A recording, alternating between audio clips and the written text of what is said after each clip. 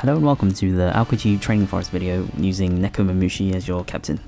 It's obviously not free to play, but Neko Mamushi, obviously the captain just came out recently, and this is definitely the best ship for him, so if you pulled him recently and you need a guide on how to beat the Training Forest, this is it. It's reasonably free to play. I'm obviously using Rare Recruit Kanjuro, but he is pretty replaceable. You probably just bring like another guy that helps you do damage, say like another orb booster like Doflamingo, or maybe a damage reducer.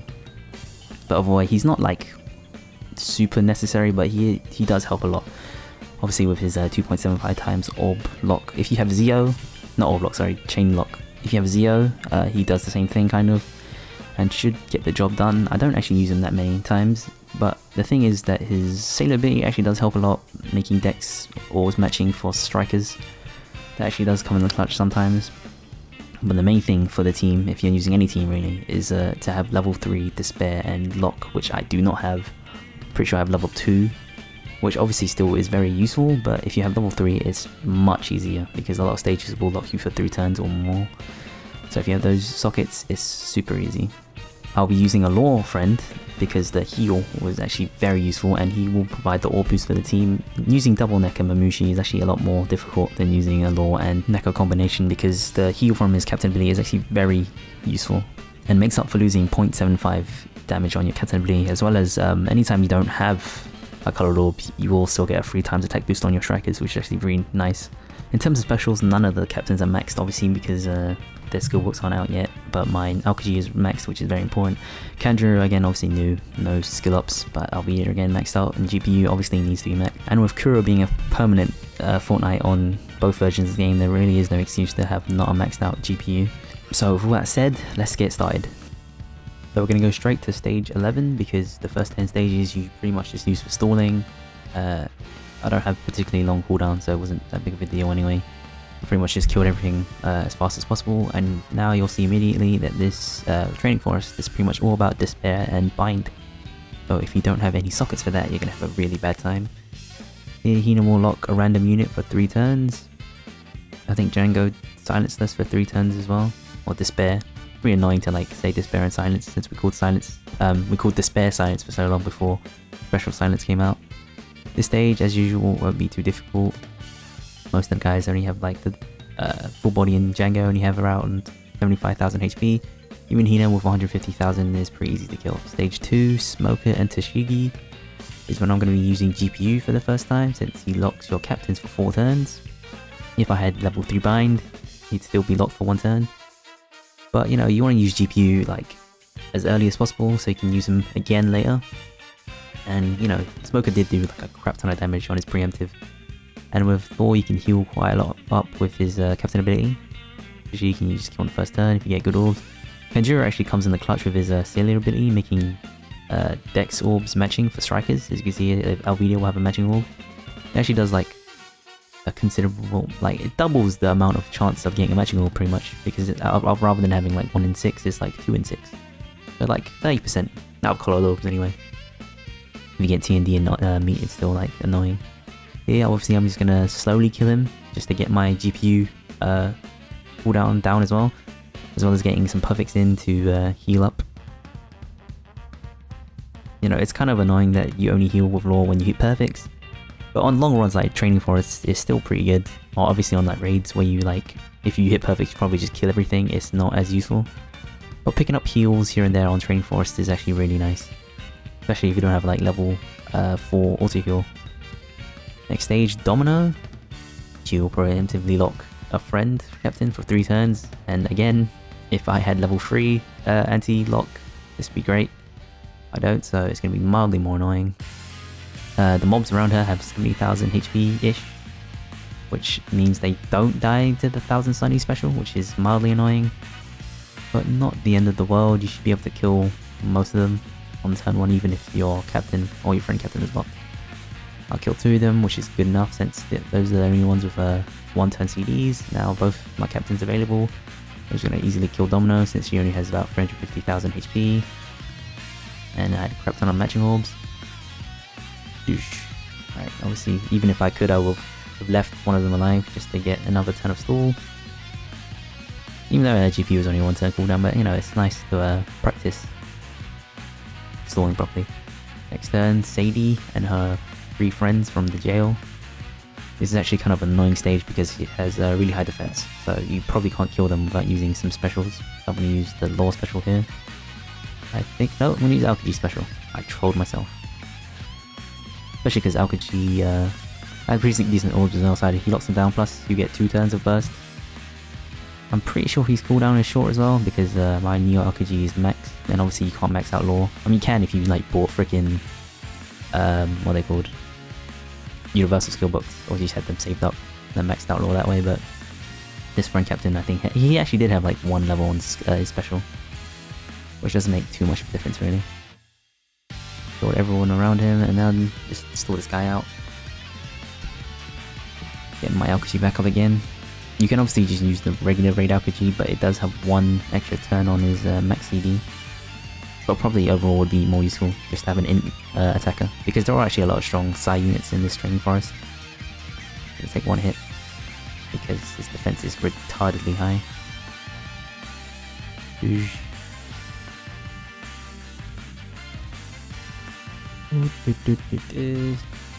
Albedo special is pretty nice as well, since you know it's only on an 8-turn CD. So even if I used it here, it should be up the next time I need it. I have like level 3 auto heal. It's actually a big difference though, like 500 to 1000 is actually a really big jump, obviously, double, or like 4 more points or whatever in auto heal. But luckily, you saw there, I healed like 1500 from Aokiji special. I skipped me just thinking about what to do. I did skip out a lot because I did think a lot about what was to do in these stages. You want to kill Suru first because she heals everyone to max HP, and if you missed that, I used the GPU special. Because my Mongol first hit will do 10,000 damage, and my Albedo was not ready. So it's cool. Kill these guys on Gumo. As it says, it will do a third of your HP on this first attack. Stage isn't too tough, as long as you kill Suru in the first turn. If you have to, like, you know, take a while, then it actually will be really annoying, since she does fully kill everyone. Just make sure you kill her first, and it should be easy. Again, stalling out specials. Oh, I shouldn't use Neko Mamushi special on this stage, apparently. I didn't even notice. Because killing Suru is super important. Stage 16. This stage is actually pretty easy, because Helmeppo and Kobe don't really do anything. Garp is the only guy you have to worry about, since he does 10,000 damage on his attack, but he does have a 3-turn CD. Helmeppo. These guys do have like a considerable amount of HP, so if you don't have like a really strong captain, it can be a little bit annoying. But you don't want to use specials here. I think I will use Albedo. Yeah, I will use Albedo to tank the Garp special. It means Garp attack. But it's not too bad. Kobe actually won't even hit you on the first turn, he will power up. But I won't even get the chance. And then now obviously use that because he does have like 1,000,000 HP. This sprite is actually really cool, I like this sprite. I didn't really use it since the unevolved version of his raid. Plan. Now he'll do 10,000 damage. Oh, I know, it's 18,000 damage. Really read what I put on the freaking screen. Yep, so that'll be the special. Saves my life right there. And then just take him out over 3 turns. I wanted to stall. I was kind of scared that I would just one-shot him this turn, so take a little time. Boom. And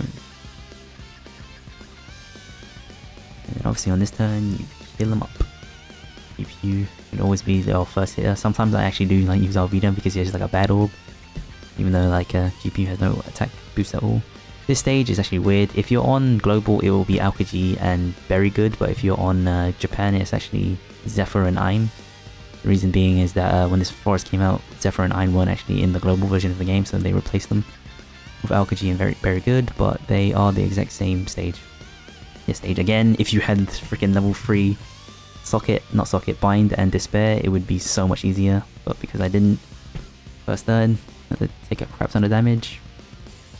Freaking Aokiji or Zephyr would troll you by saying, oh, it's only 1 turn of immunity, but then he just puts it up every turn. So you gotta use some specials. Aokiji to kill himself. 1.75 times his attack boost is so good. If you have a log kid, it's obviously like better in a lot of situations since it's a ×2 attack boost, but on Training Forest it's actually worse since obviously you lose like 80% of your HP. Plus 2 turns of boost is very useful in a lot of situations. Go Aokiji here, because he does freaking 18,000 damage. Get the hell out of here. Stage 18 is where it actually starts getting really hard. These last 2, well not last 3 stages, this stage and the next stage are really difficult. It will be like the make or break stages. Again, 3 turns of lock. Super annoying. And then Moria, I always say his name wrong. Makes all your orbs bomb orbs. I think bomb real screen. Yeah, bomb orbs. or int. I mean GPU, so I don't just immediately get wrecked. This stage I'll do completely no damage. I could have used Genjuro, but I don't think it would have been enough. Plus, can't use Law here because Boa gave you like a bad orb boost. Kinda sucks. Genjuro I will use here to burst down Boa Hancock, which was a kind of weird choice because I had a lot of like still not coloured orbs, which means Neko isn't boosting some people. But it's enough to kill Boa, and was it enough to kill Mihawk? No, it wasn't. They had a decent amount of chunk. Decent chunk to him though. This stage, apparently I will just start GPU and just kill Mihawk as quickly as possible. Luckily got a matching orb on Alvida. Do some damage to Doflamingo, but miss a perfect because I suck.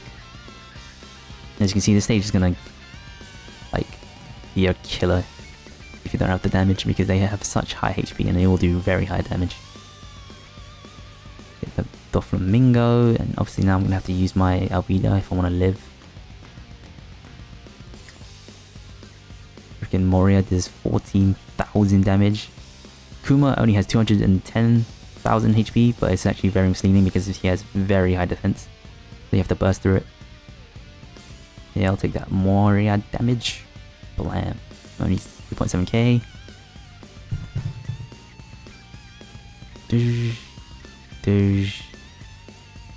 And I think I just killed him because Law had a matching orb. Yeah, it's actually kind of lucky. I mean, I also had the orb boost from Boa, so it came in handy in the end. But yeah, that Law matching orb is actually very important. Yeah, he's starting to freaking lag up. Blam. Lost it with Law again. Does a decent amount of damage.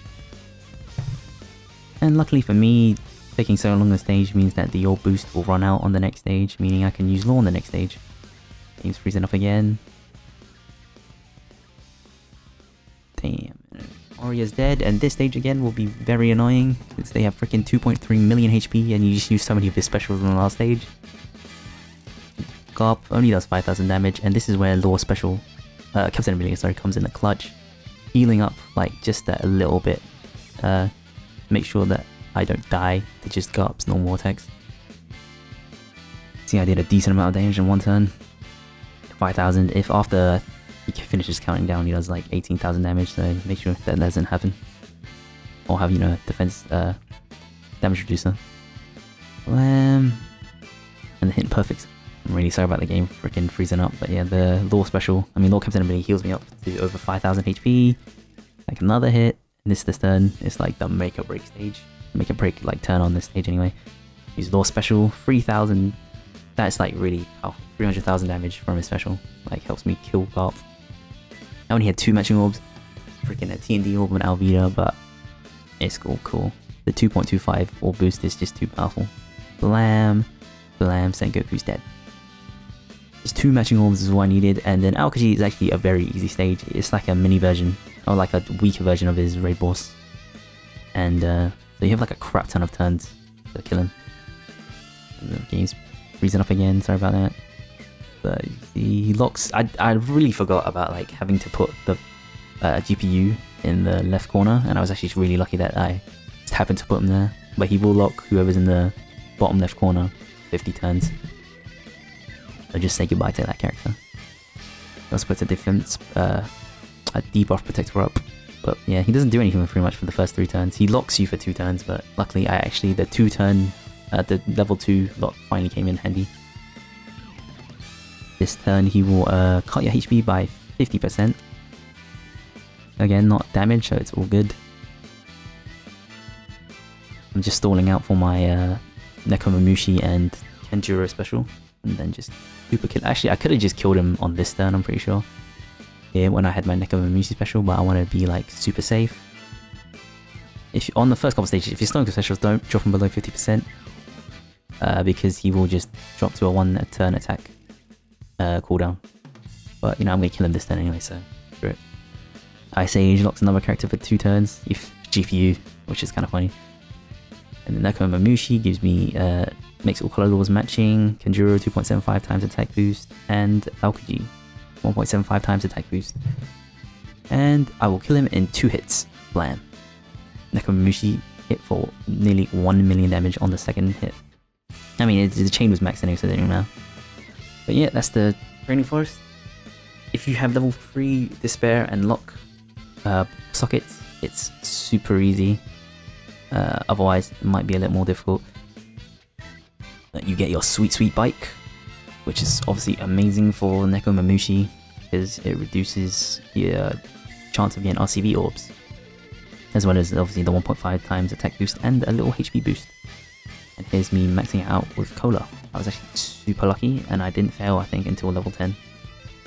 At level 1 you usually expect to just pass. Usopp doesn't mess up that badly. I mean, I think on the Moby Dick I did fail like 3 times on level 1. But yeah, level 2, piece of cake. Hammering it out. Pimping out that bike. I don't think, like, yeah, it's weird that he doesn't get like any boost on like the first couple turns, I think. Like the ship effect doesn't change at all. I mean, you never really use your ship unless you max it out anyway.